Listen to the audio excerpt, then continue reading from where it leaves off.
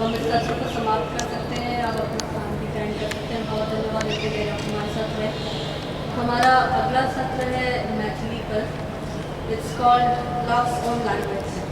हमने सुना था कि प्रेम की कोई भाषा नहीं होती, प्रेम अपने आप में एक भाषा है, पर फिर भी अगर प्रेम व्यक्त करना चाहे तो मैथिली उसके लिए शायद एक उपयुक्त भाषा है।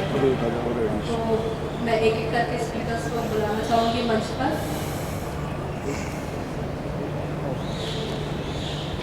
हमारे साथ है Uday Narayan ji. He is a linguist, a translation theoretician, a lexicographer and a creative writer. He also served as a pro-vice chancellor of Vishnu Bharati Shantiniketan, then the director of the Central Institute of Indian Languages. So he taught in Hyderabad, Surat, Vadodara. साथ में है देव शंकर नवीन जी।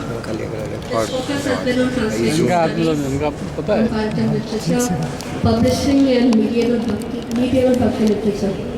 At present, he is teaching in the Indira Gandhi National Open University as an associate professor. इन्होंने राजेंद्र चौधरी जी के साहित्य पर भी काफ़ी काम, राजकमल चौधरी के साहित्य पर काफ़ी काम किया। हमारे साथ है विभा रानी जी, जो हिंदी और मैथिली में लिखती तो है, साथ में एक रंगकर्मी भी है, जो इनकी एक बहुत ज़रूरी पहचान है।